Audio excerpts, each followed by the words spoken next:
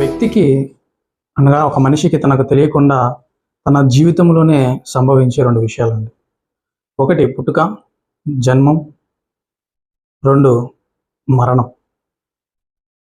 జన్మ, మరణం అనేది ఆ వ్యక్తికి తెలియకుండానే ఆ వ్యక్తి జీవితంలో సంభవించే 2 విషయాలు. అయితే ఈ 2 ఏ నరుడి చేతిలో లేవండి. ఈ 2 కార్యాలు ఏ మనిషి చేతిలో లేవు. దేవుని చేతిలోనే ఇవి జరుగుతున్నాయి. దేవుని వశంలోనే ఒక నరుడు పుట్టుక, మరణము దేవుని వశంలో ఉందండి. మనము మన పుట్టుకను, దేవుడు మనకిచ్చిన జన్మను మనం మర్చిపోయాం. దేవుని దివ్య గ్రంథంలో భక్తుడైన దావీదు గారు చెబుతున్న మాటను మనం గమనిద్దాం. కీర్తనల గ్రంథం 139వ అధ్యాయము 13వ వచనము. నా అంతరేంద్రియములను నీవే కలుగజేసితివి, నా తల్లి గర్భమందు నన్ను నిర్మించిన వాడవు నీవే.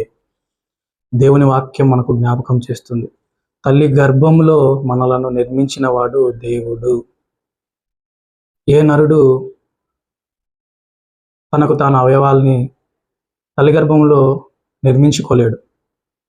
వాక్యం సెలవిస్తుంది, తల్లి గర్భంలో మనల్ని నిర్మించిన వాడు దేవుడే.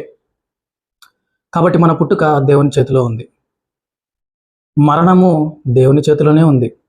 కీర్తనల గ్రంథము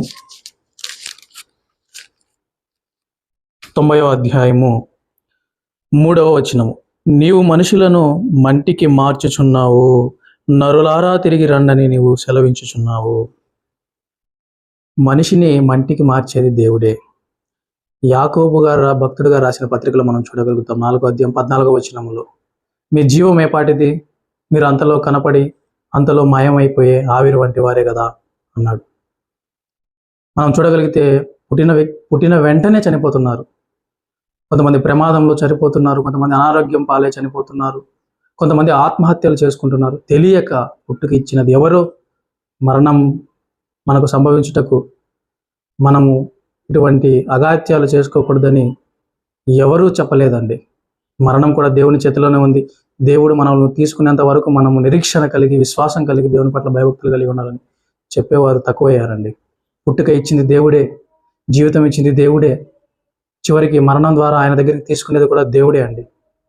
కాబట్టి ఆత్మహత్యలు మనం చేసుకోకూడదు. పుట్టుకిచ్చిన దేవుడే తీసుకోవాలి. అంతవరకు నిరీక్షణ, విశ్వాసం కలిగి దేవుని పట్ల భయభక్తులు కలిగి ఉండాలండి. దేవుడు పుట్టుక ఇచ్చాడు, జీవితం ఇచ్చాడు. అయితే పుట్టుక మరణ మధ్యలో జీవితకాలము దేవుడు మనకి ఇచ్చాడు. ఇంతవరకు మనము జీవిస్తున్నామంటే అది దేవుని కృప, ఆయన కాపుదల, ఆయన దీర్ఘశాంతం, ఆయన ప్రేమ. ఆయన దీర్ఘశాంతాన్ని మనము దుర్వినియోగపరచుకోకుండా, నిర్లక్ష్యం చేయకుండా దేవుని పట్ల భయభక్తులు కలిగి ఉందామండి.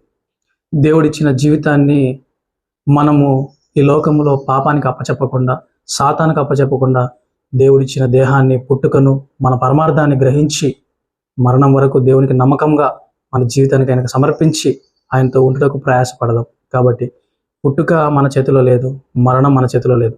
అయితే జీవితము, క్రియలు మన చేతుల్లో ఉన్నాయి. అయితే మనం జరిగించిన ప్రతి క్రియ, దేవుడు మనకిచ్చిన జీవితంలో మనం జరిగించిన ప్రతి క్రియ క్రీస్తు న్యాయపీఠం ఎదుట దేవుడు లెక్క అడుగుతాడు, మనం చెప్పవలసినది. కాబట్టి భయభక్తులు కలిగి ఉంది, దేవుని పట్ల భయభక్తులు కలిగి ఉండి జీవిద్దాం. దేవుణ్ణి మన బ్రతుకు ద్వారా మహింపరుద్దాం. కాబట్టి పుట్టుక దేవుడిచ్చాడు, మరణం దేవుడే మనల్ని తీసుకుంటాడు. అంతవరకు దేవుడు మనకు జీవితం ఇచ్చాడని మరవక దేవుని కొరకు జీవిద్దాం.